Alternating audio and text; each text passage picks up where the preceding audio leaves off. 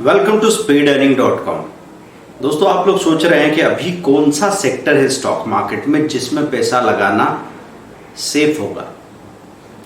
मतलब हम अगर सही लेवल पे किसी स्टॉक में एंट्री करते हैं तो कुछ समय के लिए हमको परेशानी हो सकती है, लेकिन बाद में जब आपको प्रॉफिट होना शुरू होते हैं तो वो प्रॉफिट आपको बढ़ते ही दिखते हैं और प्रॉफिट इतना बड़ा होता है कि आपको तृप्ति सेटिस्फेक्शन मिलने वाला है कि हाँ चलो, मुझे एक क्लियर कट प्रॉफिट नजर आ रहा है।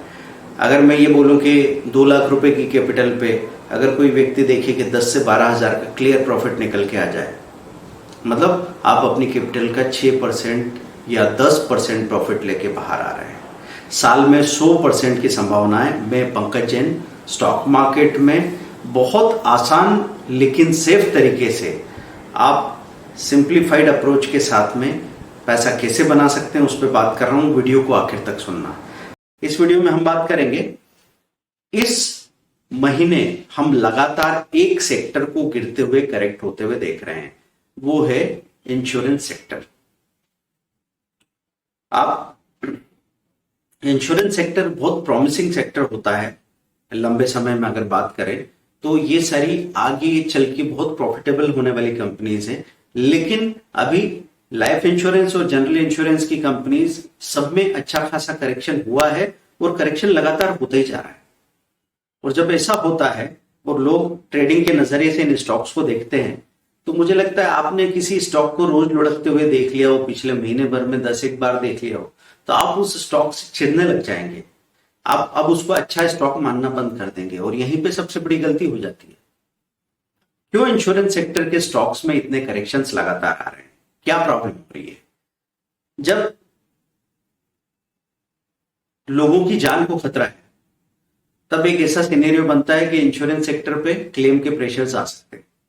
अभी आप देख रहे थे कि इंश्योरेंस सेक्टर का जब मेडिक्लेम की बात हो रही थी और कोविड के लिए क्लेम देने की बात आ रही थी, तो इंश्योरेंस कंपनीज का और हॉस्पिटल्स का एक कोर्ट में विवाद चल रहा था।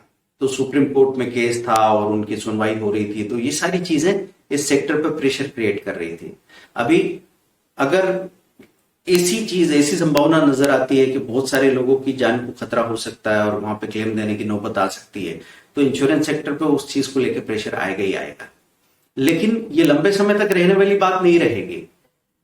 तो ये कोई ऐसे सेक्टर्स नहीं है कि जो आप लेके बैठ गए और उसके बाद में आपको पता नहीं लगे कि आगे चल के इन सेक्टर्स का क्या होने वाला है। तो आप यहाँ पे HDFC लाइफ, जो अभी आप देखते थे कि 690 700 के आसपास कहीं पहुंच गया था, वहां से गिरते गिरते 570 575 के आसपास आ गया है। ICICI प्रूडेंशियल लाइफ वो भी एक शेयर है जो बहुत अच्छा है। ICICI लोम्बार्ड वो भी एक शेयर है जो कि बहुत अच्छा है। SBI लाइफ ये भी शेयर है जो बहुत अच्छा है। तो आप क्या कर सकते हैं, इनमें से कोई 2 शेयर चुन के और अपनी पोजीशन बना सकते हैं। या तो हम सजेस्ट करेंगे ऐसे कि एक प्राइवेट सेक्टर का इंश्योरेंस कंपनी हमने ले लिया, दूसरा एक गवर्नमेंट सेक्टर का, एक SBI से ले लिया और दूसरा HDFC में से या ICICI में से ले लेते हैं। तो इस तरह का कॉम्बिनेशन बना के आप रख सकते हैं। इस लेवल पे अगर कोई ऐसा सोचे कि हर वीक में मैं अपनी कैपेसिटी के हिसाब से 10-10 शेयर या 50-50 शेयर, या ऐसे कह दूं कि 10-10 हजार के शेयर या 50-50 हजार के शेयर इकट्ठे करते जा रहा हूं, और जब भी उनमें उछाल आता है मैं थोड़ी सी बुकिंग कर लेता हूं और वेट कर रहा हूं, मेरे पास अकुमुलेट हो रहे हैं। तो आप ये देखेंगे कि बहुत ज्यादा फायदा होगा। देखिए, लास्ट संडे को हमने चर्निंग का कोर्स किया था। चर्निंग के कोर्स ने अभी अभी अगले 4 दिनों के अंदर ही इतनी राहत दे दी है ट्रेनीज को कि वो समझ गए एजुकेशन क्या काम करता है। एजुकेशन सबसे बड़ा काम करता है, क्योंकि अभी फार्मा सेक्टर की बात करें, 4 सितंबर को बाजार खुला, फार्मा सेक्टर अकेला सबसे मजबूत और पॉजिटिव सेक्टर था। फार्मा सेक्टर एकदम से ऊपर गया और ऊपर जाके उतनी ही तेजी से नीचे आया। जहां से उसने चलना शुरू किया था वहां से ऊपर जाके उसने लो तोड़ के पुराने लो टच कर लिए।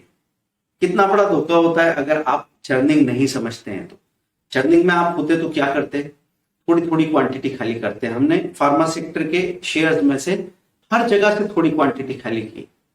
सिप्ला को थोड़ा बेचा, 735 740 बेचा, 750 तक गया था। पर चलो उस वक्त आपको लग रहा हो कि अरे ये तो बढ़ने वाला है, अभी बहुत दिनों बाद चल रहा है, भाग के 800 हो जाए क्या भरोसा, चुक सकते हैं थोड़ा। लेकिन जैसे ही आपको लगे कि नहीं टिक नहीं रहा है, 2 बार वापस इसने अपने लो तोड़ दिए, तो आप या तो स्टॉप लॉस लगा दीजिए आधी क्वांटिटी में या 30% क्वांटिटी में, या सामने से सेल कर लीजिए। तो ऐसे सेल करने में आपको बहुत अच्छे मौके मिल जाएंगे और फिर आप एक अच्छा खासा प्रॉफिट बना पाएंगे। अजंता फार्मा, डॉक्टर रेड्डी में तो गजब का मौका आया था। 4350 का डॉक्टर रेड्डी 4450 तक आ गया था। 4450 पे हमने थोड़ी प्रॉफिट बुक किया, आधी क्वांटिटी, वापस वो 4350 पे जाके खड़ा हो गया।